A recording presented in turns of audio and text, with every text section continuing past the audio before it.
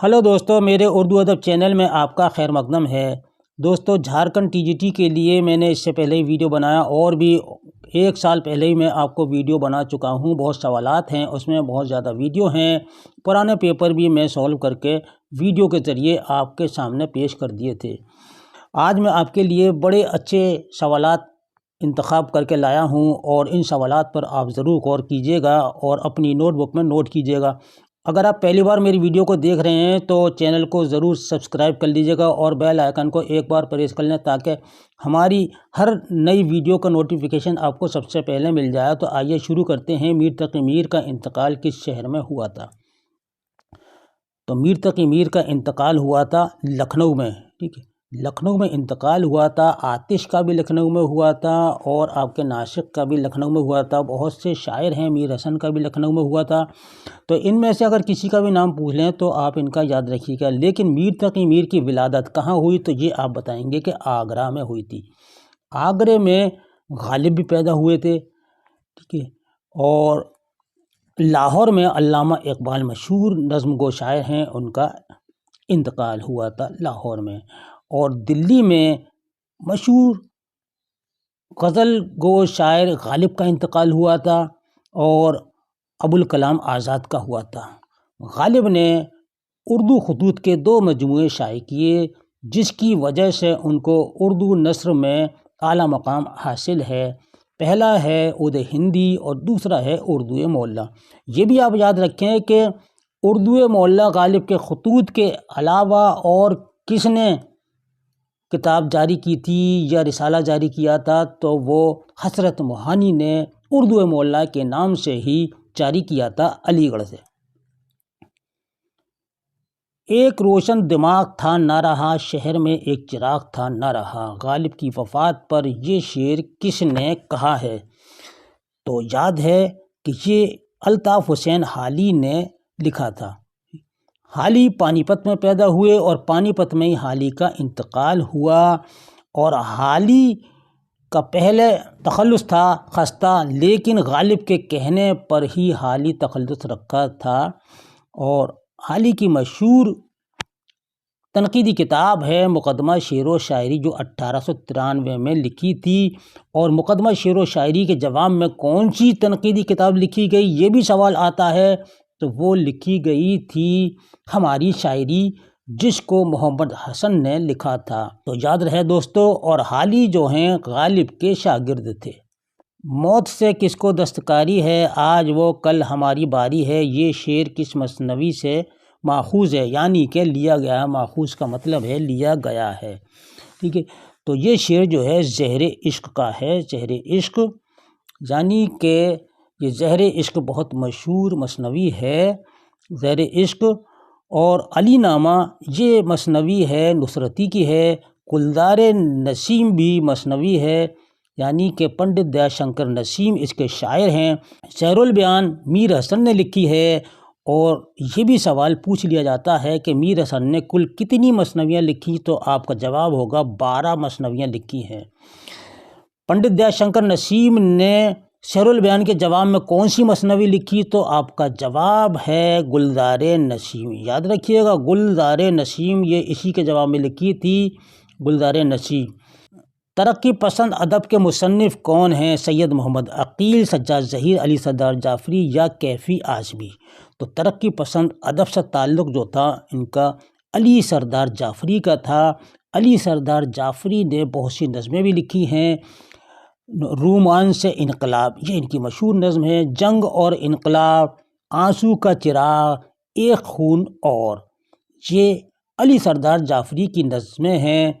कोई सा भी पूछ लिया जाए सवाल कि आंसू का चिराग ये नज़म किस शायर की लिखी हुई है, तो अली सरदार जाफ़री की है। इसी तरह कैफ़ी आज़मी, कौमी हुक्मरान, कोरिया का नारा, अंदेशा, पशेमानी ये इनकी मशहूर नज़म है। और दोस्तों मशहूर नगमा निगार हैं कैफ़ी आज़मी। सज्जाद ज़हीर, दोस्तों सज्जाद ज़हीर जो हैं ये तरक्की पसंद तहरीक के बानी हैं और रोशनाई और अंगारे इनकी तसानीफ़ हैं। रोशनाई इनके अफसानों का मजमुआ है। یہ 10 افسانے اس میں شامل ہیں۔ انگارے میں 5 افسانے سجاد ظہیر کے ہیں اور 5 افسانے ان کے دوستوں کے لکھے ہوئے ہیں۔ یہ سوال اکثر پوچھ لیتے ہیں کہ انگارے میں کتنے افسانے شامل ہیں، یا انگارے میں شامل افسانے سجاد ظہیر کے کتنے لکھے ہوئے ہیں، تو آپ کا جواب ہوگا 5۔ مواقف حکم حضور کے میں نے بھی اسی محاورے میں لکھنا شروع کیا جیسے کوئی باتیں کرتا ہے۔ یہ قول کس کا ہے؟ بڑا مشہور قول ہے، اور یہ کس کے لیے لکھ رہے ہیں؟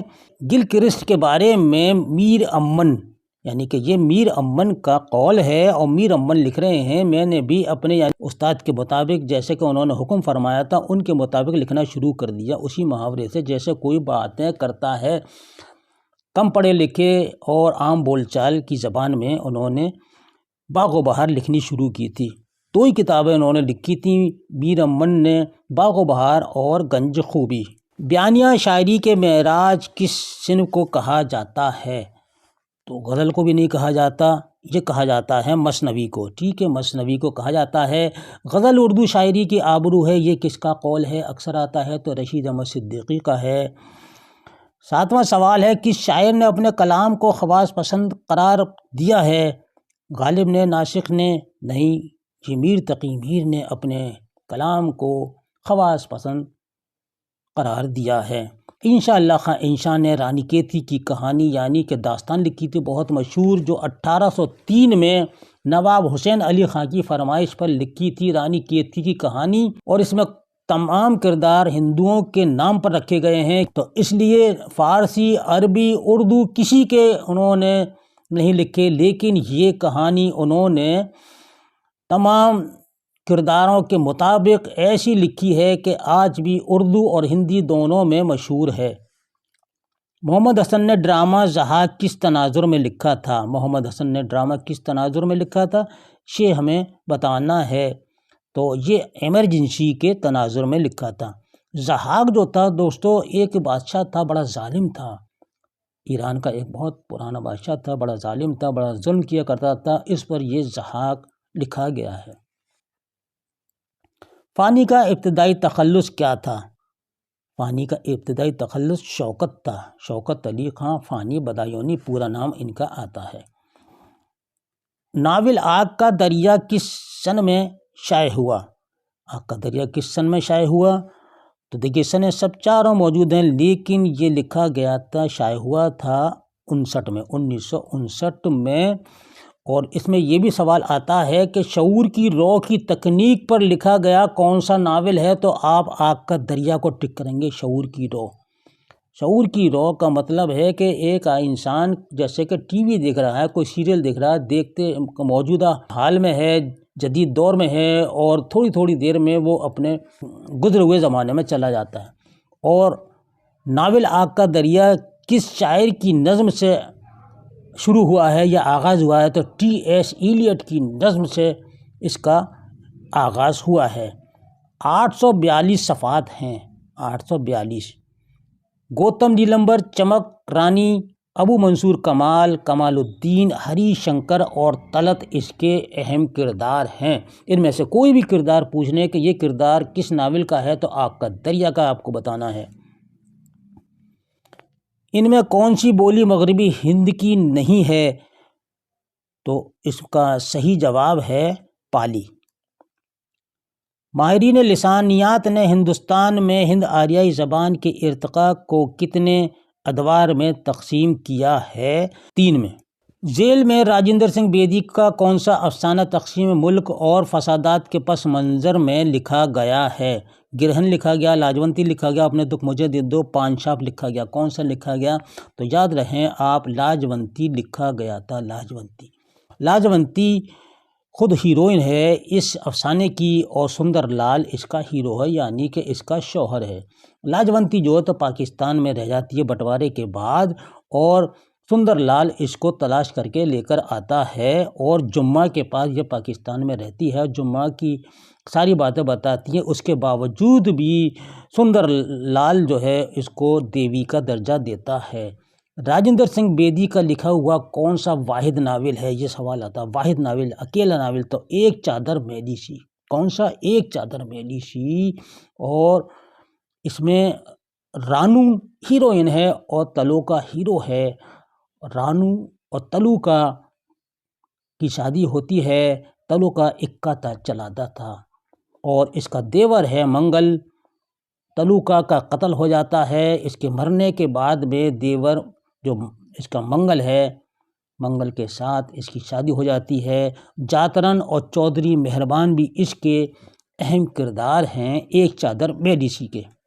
اپنا دکھ مجھے دے دو یہ بہت مشہور افسانہ ہے راجندر سنگھ بیدی کا، اسی نام سے ان کا افسانوی مجموعہ بھی ہے۔ چمن، اس میں چغتائی کے کس ناول کا کردار ہے؟ تو چمن ہے ٹیڑھی لکیر کا۔